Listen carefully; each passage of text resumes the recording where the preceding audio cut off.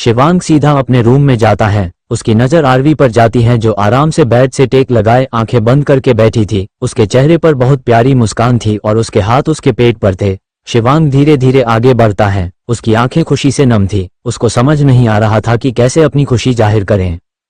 शिवांग धीरे धीरे चलकर बेड के पास आता है और उसके पास जाकर बैठ जाता है। किसी के आने का एहसास पाकर आरवी धीरे से अपनी आंखें खोलती है। सामने शिवांग को देख उसकी पलकें शर्म से झुक जाती हैं। शिवांग उसको ऐसे देख बिना कुछ कहे आगे बढ़ उसको अपने सीने से लगा लेता है। आरवी भी खुद को उसकी बाहों में सौंप देती है। थोड़ी देर के लिए दोनों एक दूसरे की बाहों में सुकून से बैठे थे। शिवांग बिना कुछ कहे बस उसके बालों को चूम रहा था और आरवी आंखें बंद करके उसके सीने से लगी सुकून महसूस कर रही थी। शिवांग उसको खुद से दूर करके उसके चेहरे को अपने हाथों में भर भरी आवाज में thank you so much Shona, thank you, I can't explain you what can I feel this time, thank you for being me a father, thank you for such a great news, I love you, कहकर उसके माथे को चूम लेता है। RV की आंखें भी नम थी। वो शिवांग को देख उसके माथे को चूम थैंक यू तो मुझे आपको बोलना है आर्य, आपकी वजह से आज मेरी जिंदगी में इतनी खुशियां हैं। पहले आपने मुझे मेरे वजूद से मिलाया, फिर आपने मुझे खुद से प्यार करना सिखाया, अपने प्यार से मुझे इतना कीमती बनाया, फिर मुझसे शादी करके मेरी इस नीरस जिंदगी में खुशियां लाई और अब तो दुनिया की सबसे बड़ी खुशी आपने मेरी झोली में डाली है। मैं कैसे आपका शुक्रिया करूंगी। मेरे लिए आप बहुत जरूरी हैं आर्य और अब से हमारा बच्चा भी। I love you Arya, I really love you, कहकर उसके पूरे चेहरे पर अपने होठों की मोहर लगा देती है। शिवांग मुस्कुराते हुए उसको देख रहा था। आरवी उससे अलग होकर उसके माथे से अपना माथा लगा लेती है।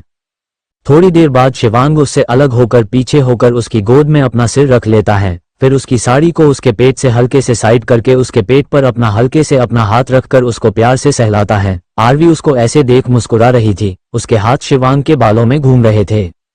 शिवांग हल्के से उसके पेट पर अपने होठ रख किस कर लेता है। फिर उसके पेट पर अपना हाथ रब करते हुए भरी आवाज में hello junior, I am your dad. I know आप अभी बहुत छोटे हो और मेरी बात नहीं सुन पाओगे, लेकिन मैं भी बता रहा हूँ कि जब आप बाहर आएंगे या आएगी ना, सब आपसे बहुत प्यार करेंगे। आपको पता है अभी से आपकी बुआ ने पूरा घर सर पर उठा लिया है। वो नीचे पागलों की तरह नाच रही हैं। वो आपको सबसे ज्यादा प्यार करेगी और बिगड़ेगी भी। वो अभी आपसे और मम्मा से मिलने के लिए बहुत एक्साइटेड है। Baby dad love you so much, कहकर एक बार फिर उसके पेट को चूम लेता है। आरवी उसकी बात सुनकर मुस्कुरा रही थी। दोनों ऐसे ही बैठे थे कि बाहर से राधिका की आवाज आती है। भाई अगर आप भाभी और बेबी से मिल चुके हो तो हम सब भी लाइन में हैं, राधिका चिल्लाते हुए कहती है। उसकी बात सुनकर दोनों के चेहरे पर मुस्कान आ जाती है। शिवांग उसकी गोद से उठकर सीधा बैठ जाता है। फिर राधिका को आवाज देते हुए आजा अंदर, उसके कहते ही सब जल्दी जल्दी अंदर आ जाते हैं। सबको इतनी जल्दी आता देख शिवांग हैरान हो जाता है। सब जल्दी से आरवी के पास आकर उसको घेर कर खड़े हो जाते हैं। आरवी उठकर सबसे पहले दादी का आशीर्वाद लेती है। दादी खुश होकर, बिटिया तूने तो आज मुझे वो खुशी दी है जिसका जाने कब से इंतजार था। अब तो भगवान अपने पास बुला ले तो कोई गम नहीं।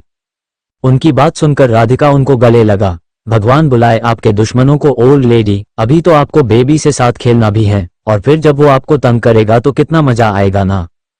हाँ तो उसको भी अपनी तरह बना देना और फिर दोनों मिलकर मेरे सर के बाल नोच लेना, दादी मुंह बनाकर कहती हैं। राधिका उनके गालों को चूम प्यार से, ओहो ओल्ड लेडी, आपके इतने सुंदर सफेद बाल से एक दो बाल खींच भी जाएंगे तो क्या फर्क पड़ेगा।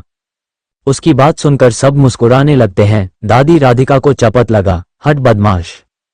ओहो ओल्ड लेडी, आप ऐसे बोलकर तो दिल ही ले जाती हैं। राधिका अपने दिल पर हाथ रख नौटंकी करते हुए कहती है। चल नौटंकी कही की। दादी उसको डपटती है तो वाकई सब हंसने लगते हैं। पापा ओल्ड लेडी और अपनी लेडी दोनों को बोल दीजिए कि अब मुझसे अच्छे से बात करे और मुझे थोड़ी इज्जत दे। अब मैं भी घर में बड़ी हूँ, मुझसे छोटा भी आने वाला है। राधिका एटीट्यूड से आराधना जी और दादी को देख वीरेन जी से कहती है। सुन लिया आप लोगों ने हमारी बिटिया की फरमाइश, वीरेन जी मुस्कुराते हुए कहते हैं। उनकी बात सुनकर सब मुस्कुराते हुए हाँ में सर हिला देते हैं। वही राधिका भी खुश हो जाती है। आरवी और शिवांग मिलकर सब बड़ों का आशीर्वाद लेते हैं। सब उनको खूब सारी ब्लेसिंग्स देते हैं। बाकी छोटे लोग उनको बधाई देते हैं। फिर सब लोग चले जाते हैं और राधिका थोड़ी देर आरवी और बेबी से बात करने के बाद नीचे आ जाती है।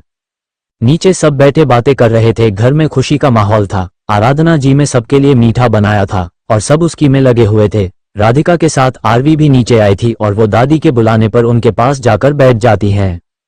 सब मीठा खाने में बिजी थे। तभी अनिरुद्ध का फोन बजता है। अनिरुद्ध कॉल रिसीव करता है और उधर से जो बोला जाता है उसको सुन वो बिल्कुल शांत हो जाता है। उसको ऐसे देख अरमान उसके कंधे पर हाथ रख, क्या हुआ, किसका कॉल था? रियांश का कॉल था, अनिरुद्ध उसको देखकर कहता है। रियांश का नाम सुनकर ही अरमान समझ जाता है कि उसका फोन क्यों आया था। रियांश वो लड़का था जिसने इन दोनों के साथ मिलकर यूपीएससी का एग्जाम दिया था। अरमान उसको देख गहरी आवाज में, रिजल्ट आ गया क्या? अनिरुद्ध हाँ में सिर हिला देता है। सब उनकी बात सुनकर खुश हो जाते हैं। वीरेन जी दोनों को देख, अरे मेरे दोनों बच्चे पास ही हो जाएंगे, इतनी मेहनत की है दोनों ने। अरमान अनिरुद्ध को ध्यान से देखते हुए, क्या रहा रिजल्ट? रियांश ने क्या कहा? उसने सिर्फ इतना बताया कि रिजल्ट आ गया है।